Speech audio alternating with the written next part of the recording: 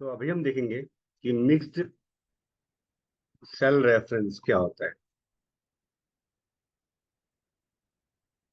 ठीक है, जैसे हमने लास्ट टाइम पढ़ा था कि एब्सोल्यूट में क्या होता है, हम डॉलर साइन यूज करते हैं एब्सोल्यूट के लिए। तो मिक्स्ड में क्या होगा, हम रो के साथ डॉलर साइन यूज करेंगे, कॉलम के साथ नहीं। ऐसे ही कॉलम के साथ डॉलर साइन यूज करेंगे, रो के साथ नहीं। तो ये हमारा मिक्स्ड कहलाता है। जैसे लिखा हमने $A1, तो सेल रेफरेंस है कॉलम ए और रो 1। इसमें मैंने डॉलर लगाया है कॉलम के साथ, और रो के साथ डॉलर नहीं है। ऐसे ही मैं लिखूंगा $A1, तो यहाँ पे रो के साथ डॉलर लगा है और कॉलम के साथ डॉलर नहीं लगा है।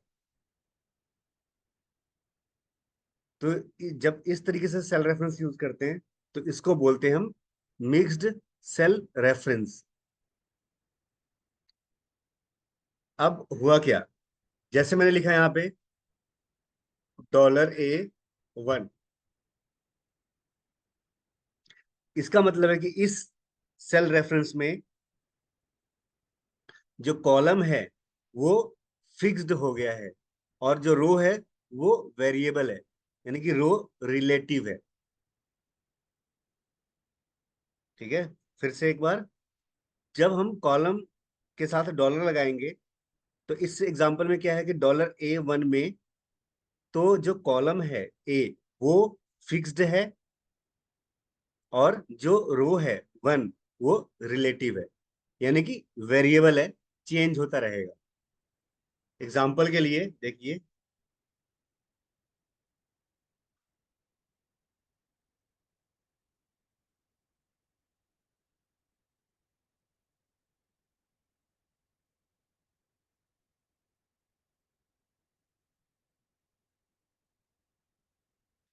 जैसे मैंने यहाँ पे लिखा है, इसमें A1 इक्वल्स टू $A और 1 लिख देते हैं।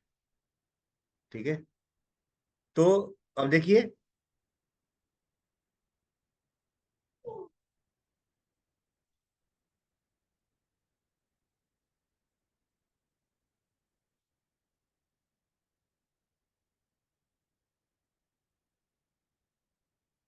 अब जैसे यहाँ पे लिखा मैंने, ठीक है, नेम बॉक्स में क्या लिखा रहा है, L1, यानी कि जो सेल है जिसमें मैंने फॉर्मूला लिखा है वो है L1। L1 sorry L4। ठीक है, L कॉलम और फोर्थ रो, और जो फॉर्मूला बार है उसमें क्या लिखा है, $A1 लिखा हुआ है, और जो सेल है उसमें वैल्यू क्या है, नेम लिखा हुआ। ठीक है, नेम मतलब अगर हम इसका,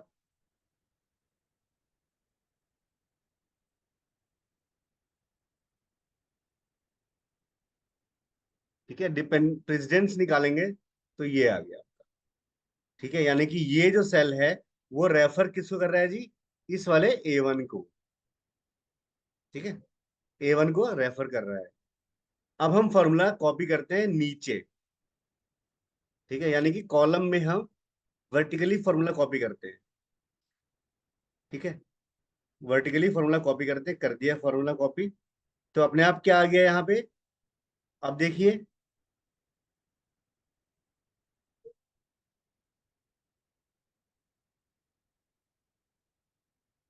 अब देखिए मैंने क्या किया है यहाँ पे, चीज और देखते हैं। जब मैंने सिलेक्ट किया ऐसे, और फिर मैं करता हूँ ट्रेस प्रेसिडेंट्स, तो हम क्या समझ रहे हैं, हम हमें ये लग रहा है लॉजिकली कि जितने भी हैं सिलेक्टेड हैं वो सारे, सबका प्रेसिडेंस दिखा दे। लेकिन हुआ क्या, सिर्फ पहले का प्रेसिडेंस दिखा रहा है। क्यों, क्योंकि देखिए यहाँ पे जो सिलेक्ट किया है मैंने उसमें जो पहला है सेल, उसका कलर व्हाइट है, बैकग्राउंड कलर व्हाइट है, और जो बाकी सेल्स हैं उसका बैकग्राउंड कलर ग्रे है। इसका मतलब सिलेक्टेड तो ये है L4 से लेकर के L12 तक, जो सिलेक्शन है वो है। ठीक है, L4 से लेकर के L12 तक, लेकिन जो एक्टिव सेल है इसके अंदर सिर्फ L4 है। ठीक है, लेकिन जो एक्टिव सेल है वो L4 है। अब देखिए,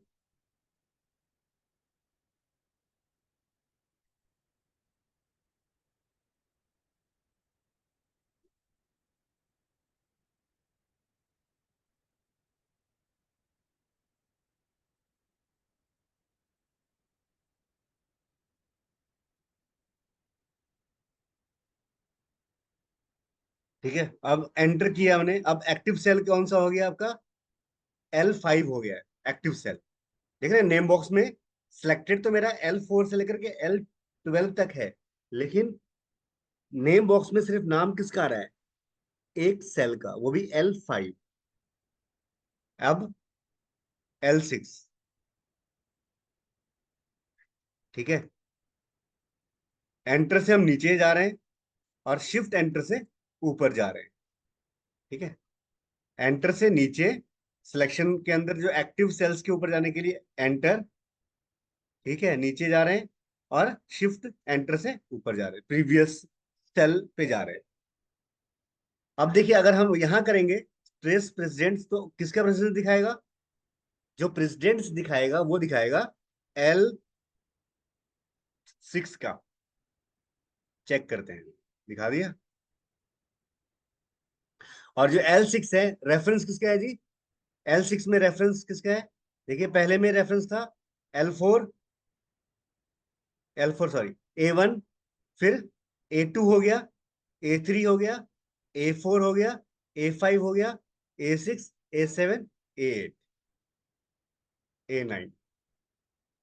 अब हम इसी फॉर्मूला को कॉपी करते हैं वर्टिकली। वर्टिकली नहीं, सॉरी, हॉरिजेंटली। है ना, अभी हमने जो फॉर्मूला कॉपी किया था वर्टिकल किया था, और अब हम करते हैं इसको हॉरिजेंटल करते हैं। यानी कि अब हम फॉर्मूला करेंगे, एक रो में कॉपी करेंगे, कॉलम में नहीं, अब रो में करेंगे। अब देखिए क्या होगा, नेम नेम ही आ रहा है। क्यों?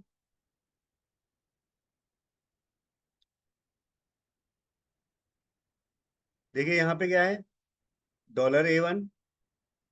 ठीक है, $A,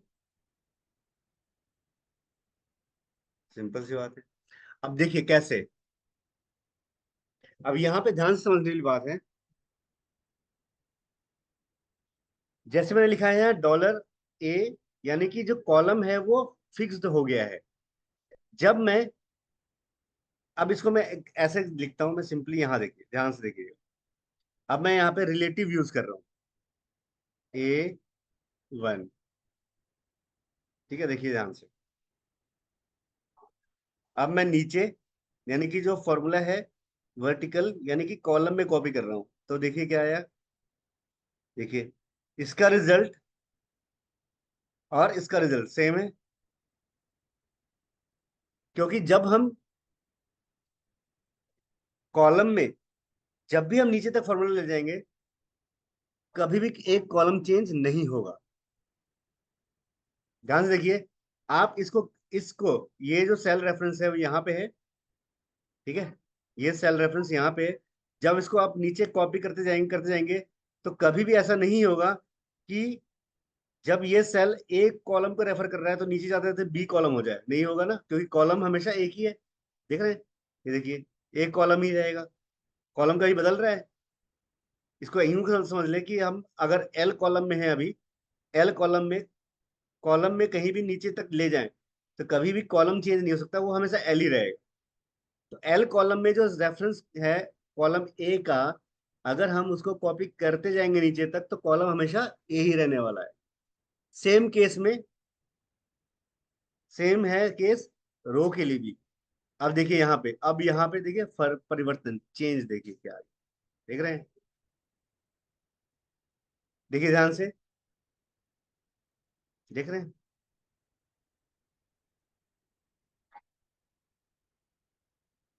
ठीक है, ये देखिए, सी, देख रहे, कॉलम चेंज हो गया। यानी कि अब यहाँ पे चेंज नहीं हुआ। यहाँ पे देखिए, कॉलम वही है हर जगह, डॉलर डॉलर, कॉलम ए ही है। ए कॉलम इसलिए है क्योंकि ए कॉलम फिक्स्ड है, क्योंकि उसके आगे हमने $साइन यूज किया हुआ है। और यहाँ पे क्या है, यहाँ पे कॉलम बी यहाँ पे कॉलम ए फिक्स्ड नहीं है, इसलिए जब फॉर्मूला कॉपी किया और रो चेंज कर रहे हैं तो कॉलम ऑटोमेटिकली बदल जा रहा है। फिर रो चेंज किया,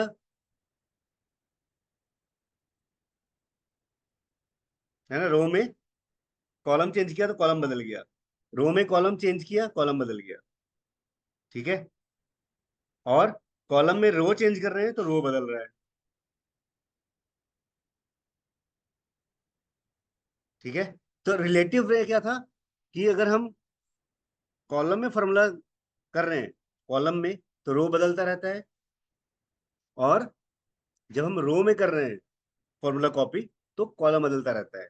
और एब्सोल्यूट में डॉलर साइन लगाते ही क्या होगा, कॉलम या रो को फिक्स्ड कर देगा, क्योंकि हम यहाँ पे मिक्स्ड कर रहे हैं। देखिए यहाँ पे, ठीक है, ये देखिए कॉलम यही है, वैसे कॉलम चेंज हुआ यहाँ पे, देखिए यहाँ पे एम कॉलम में आ गए, लेकिन चूंकि यहाँ पे डॉलर ए लगा हुआ है तो कॉलम यहाँ पे, यहाँ फॉर्मूला यहाँ पे लगाया था, लेकिन कॉलम जो चेंज किया तो ये कॉलम चेंज नहीं हुआ, क्योंकि यहाँ पे क्या है, डॉलर ए लगा हुआ है, यानी कि जो कॉलम है वो फिक्स्ड है। यहाँ पे इसलिए बदल गया, इस जगह पे यहाँ पे इसलिए बदल गया कॉलम, क्योंकि यहाँ पे लिखा है A1, ठीक है, यानी कि एन कॉलम में ए है और ओ कॉलम में बी हो गया। ठीक है, क्योंकि कॉलम रेफरेंस चेंज हुआ है। ठीक है, फिर से एक बार और फॉर्मूला देखते हैं। अब हम देखेंगे $1। अब हम यहाँ पे रो को फिक्स्ड कर देते हैं, यानी कि रो फिक्स्ड का मतलब क्या हुआ कि रो नहीं बदलेगा। और हमने क्या देखा है कि जब हम फॉर्मूला कॉलम में कॉपी करते हैं तो रो बदलता है, और जब फॉर्मूला रो में कॉपी करते हैं तो कॉलम बदलता है। ठीक है, तो अगर हमने कॉलम को फिक्स्ड करना है और फॉर्मूला हमारा रो वाइज चल रहा है तो कॉलम से पहले डॉलर साइन लगाएंगे। ऐसे ही फॉर्मूला हमें कॉलम वाइज चलाना है और रो चेंज हो रहा है तो हमें रो फिक्स करना होगा, तो हम रो से पहले डॉलर साइन लगाएंगे। तो देखते हैं यहाँ पे, देखिए अगर नीचे कॉपी करेंगे तब डॉल जो कॉलम है वो चेंज होगा ही नहीं, क्योंकि हमेशा नीचे तक जहां भी ले जाएंगे हमेशा कॉलम ए रहने वाला है। आप नीचे जितना भी ले जाएं कभी भी कॉलम चेंज नहीं होगा। देखिए हमेशा जैसे डी कॉलम है, और डी कॉलम ने किसका रेफरेंस रखा हुआ है, ए का रेफरेंस रखा हुआ है। देख रहे हैं, अब देखिए जहां से यहाँ पे छोड़ दिया, देखिए कॉलम चेंज नहीं होगा, लेकिन जब कॉलम में फॉर्मूला पेस्ट किया तो चूंकि डॉलर साइन लगा हुआ था हमने रो के साथ तो रो चेंज नहीं होगा। अब देखिए यहाँ पे ये हमेशा 1 है इस केस में देखिए, लेकिन ये 2 हो गया था, 3 हो गया था, क्योंकि यहाँ पे रो रिलेटिव है ना, जो रो है वो रिलेटिव है, इसलिए चेंज हो रहा है। और यहाँ पे रो एब्सोल्यूट है तो चेंज नहीं हो रहा। अब हम फॉर्मूला कॉपी करते हैं रो में, रो में चेंज करेंगे तो कॉलम बदलना चाहिए, और सच में कॉलम बदल गया। क्यों, क्योंकि यहाँ पे कॉलम रिलेटिवली यूज हो रहा है और रो देखिए हमेशा फिक्स्ड ही है, 1 है। और ऐसे भी जब हम फॉर्मूला रो में कॉपी करते हैं तो रो कभी भी चेंज नहीं होता है, हमेशा कॉलम चेंज होता है। तो ये समझने की बात है कि जब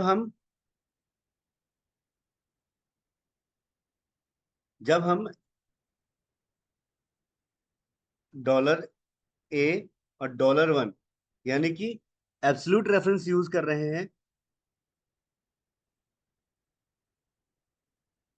एब्सोल्यूट रेफरेंस यूज कर रहे हैं, ठीक है, $A $1, तो कॉलम से पहले डॉलर साइन लगाएं या रो से पहले डॉलर साइन लगाएं, डिपेंड करता है कि आप फॉर्मूला